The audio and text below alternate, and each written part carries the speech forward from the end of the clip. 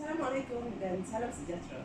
Tajuk kajian kami adalah persepsi kajian komuniti terhadap pengajaran dan pembelajaran bagi program PhD menggunakan kaedah penseriman video secara atas talian pasca pandemik COVID-19. Saya Nur Azizah binti Ibrahim daripada Kolej Komuniti Bayan dan rakan-rakan saya. Dan saya Yusmalawati binti Hamdan daripada Kolej Komuniti Bayan. Dan saya perkenalkan rakan kami yang terakhir adalah saya Amy binti Asnan dari Kolej Komuniti Bali.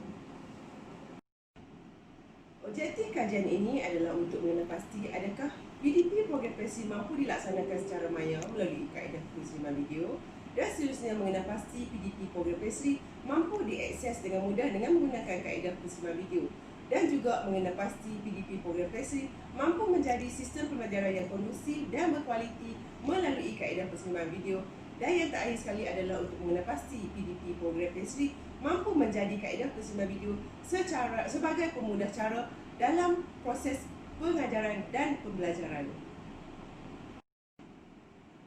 Untuk penyertaan masalah adalah untuk mencari dan menyediakan medium pengajaran yang bersesuaian agar ia dapat dimanfaatkan oleh para pelajar. Pembelajaran di rumah, menciptakan suasana pembelajaran yang kondusif serta pembelajaran lebih fleksibel. Kelas yang sepatutnya diadakan face to face dan seterusnya menanam minat pelajar yang lebih kekal teruja untuk pembelajaran praktikal yang sepatutnya diadakan di dalam kelas. Tujuan kajian ini adalah bertujuan untuk mengkaji persepsi pelajar komuniti terhadap pengajaran dan pembelajaran bagi program PhD menggunakan kaedah penseriman video secara atas talian pasca pandemik COVID-19. Objektif kajian ini adalah untuk mengenal pasti adakah PDP program PhD mampu dilaksanakan secara maya melalui kaedah penseriman video, dan seterusnya mengenal pasti PDP program PhD mampu diakses dengan mudah dengan menggunakan kaedah penseriman video, dan juga mengenal pasti PDP program PhD mampu menjadi sistem pembelajaran yang kondusif dan berkualiti melalui kaedah penseriman video, dan yang terakhir sekali adalah untuk mengenal pasti PDP program PhD mampu menjadi kaedah penseriman video sebagai pemudah cara dalam proses pengajaran dan pembelajaran. reka bentuk kajian. Reka bentuk kajian ini ialah dengan menggunakan borang soal sidik sebagai instrumen utama untuk memperolehi data. Borang soal sidik yang digunakan telah diubah sesuai untuk disesuaikan dengan tujuan kajian ini dijalankan. Ia menghasilkan satu set borang soal sidik yang lengkap bagi membolehkannya untuk mengkaji pemboleh ubah yang telah dikaji. Yang kedua, populasi dan sampel kajian. Kajian ini hanya melibatkan 60 kajian orang pelajar yang telah dipilih sebagai responden kajian. Respon ini adalah terdiri daripada 2 buah kelas di Kolej Komuniti Baling dan Kolej Komuniti Bayan Baru dalam program CGL PhD. Yang ketiga, instrumen kajian. Satu set soal sidik telah dibahagikan kepada 2 bahagian, iaitu bahagian 1, latar belakang responden mengandungi 3 soalan, dan bahagian 2, strategi pengajaran dan pembelajaran PDP di dalam talian penseriman video secara atas talian terdapat 10 soalan, manakala bahagian 3 infrastruktur 6 soalan, dan bahagian 4 keberkesanan PDP online sebanyak 10 soalan, iaitu terdapat 4 bahan yang kami kaji, iaitu yang pertama lelaki dan perempuan. Untuk kajian ini seramai 60 orang pelajar daripada Kolej Komuniti Bayan Baru dan Kolej Komuniti Baling. Kami telah menggunakan kaedah mengedarkan soalan melalui cara Telegram, WhatsApp, Google Meet dan Microsoft Teams kerana pada ketika soalan yang kami buat ni kebanyakannya pelajar telah berada di kawasan rumah masing-masing kerana berlakunya pandemik COVID-19. Jadi kami telah menggunakan kaedah Telegram, WhatsApp dan Google sebagai kaedah pengantaraan soalan objektif kami. Dan yang seterusnya, majoriti responden adalah berumur di antara 18 hingga 20 tahun dengan peratusan sebanyak 78.3%, diikuti dengan responden yang berumur 21 hingga 23 tahun dengan peratusan sebanyak 21.7%. Majoriti pelajar-pelajar di 2 buah kolej ini terdiri daripada pelajar berbangsa Melayu iaitu sebanyak 96.75%, manakala berbangsa China dan India masing-masing adalah 1.7%. Slide seterusnya adalah menunjukkan Raja 1.2, iaitu strategi pengajaran dan pembelajaran dalam talian perseriman video secara atas talian, iaitu min keseluruhan adalah sebanyak 3.94. Min keseluruhan menunjukkan sebanyak 3.94 menyatakan mereka amat bersetuju dengan platform perseriman video di dalam pengajaran dan pembelajaran di atas talian ini.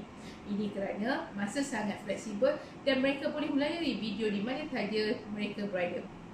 Yang kedua, membantu mereka mengadakan perbincangan bersama rakan-rakan kelas di dalam talian dapat meningkatkan kefahaman mereka yang lebih jelas apabila berlakunya perbincangan di atas talian.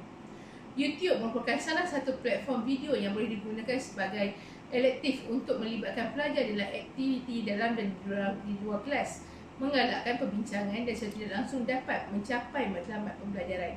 Cara implementasi video di dalam kurikulum pembelajaran iaitu sidang video, yang kedua penggunaan video dalam laman web, yang ketiga penggunaan video di dalam pembelajaran kolaboratif, yang keempat video dalam pembelajaran, yang kelima video sebagai alat teknologi dalam pembinaan kemahiran bacaan dan memainkan peranan dalam proses pendengaran dan pertuturan. Dan yang terakhir, beberapa kebaikan yang dapat dikonsentrasi adalah menerusi perseriman video ini adalah pembelajaran secara perseriman video ini dapat diakses kepada kandungan video terhadap populasi pelajar tanpa had, iaitu kos yang murah, masa yang lebih efisien dan memberikan keseronokan kepada pelajar selain memberikan kebebasan masa di dalam kelas kepada pembelajaran yang interaktif. Bagi Raja 1.3 infrastruktur peralatan di atas, bahagian C menunjukkan min keseluruhan adalah sebanyak 3.6, sedikit rendah daripada hasil dapatan yang lain. Tapi ini tidak menjejaskan kerana ia masih berada di dalam min yang tertinggi. Peralatan bagi teknologi dalam pendidikan dikaitkan dengan penggunaan teknologi di dalam proses pengajaran dan pembelajaran, melibatkan peralatan seperti penggunaan laptop, papan putih interaktif, telefon pintar, internet, aplikasi YouTube dan sebagainya. Peralatan telefon pintar dan peralatan digital yang lain seperti iPad, kamera digital dan sebagainya dengan kehadiran ciri-ciri ini dapat merakam video yang boleh dimuat naik secara langsung ke dalam sistem pelayaran ataupun storan maya. Sebilangan kecil juga menghadapi masalah iaitu kekurangan alat digital dan menyukarkan mereka bagi melakukan tugasan yang diberikan oleh pensyarah, serta ada juga mereka yang berada di kawasan pendalaman yang sukar mendapat internet. Ini menyukarkan mereka menyiapkan tugasan pensyarah yang memberi mereka tugasan melalui cara video. 3. Rajah yang terakhir itu Rajah 1.4, kekesanan PDP online dan min keseluruhan adalah 3.66. Rajah 1.4 di atas menunjukkan bahagian D dengan min keseluruhan sebanyak 3.66, iaitu pelajar amat berminat dengan kaedah penggunaan penseriman video ini. Ini adalah kerana mereka lebih bersemangat di dalam penggunaan ICT terbaru dengan norma terbaru kerana pandemik COVID-19 ini. Mereka merasakan dengan adanya sesi video ini, mereka memperolehi pengetahuan dan meluas berbanding di dalam buku. Maklumat yang disampaikan oleh pensyarah juga jelas kerana pensyarah membuat video pembelajaran dan pembelajar dapat mengulangi video tersebut berbanding jika pensyarah membuat demonstrasi dalam kelas di mana pelajar yang ketinggalan akan terus tertinggal. Ini kerana pensyarah tidak dapat mengulang semula video pembelajaran tersebut. Bagi pengguna perseriman video PDP di rumah, pembelajaran menerusi video ini boleh diaplikasikan secara synchronous dan asynchronous, di mana video synchronous dapat memaparkan interaktif dan berlangsung pada masa nyata, manakala video asynchronous membolehkan pelajar untuk menonton pada bila-bila masa yang ditentukan berdasarkan kepada keperluan pembelajaran. Perbincangan dan cadangan. Penseriman video secara atas talian adalah sebagai kaedah alternatif yang digunakan bagi pelaksanaan PDP di masa COVID-19. Dapat membantu menambah baik proses PDP di kolej bagi norma baharu.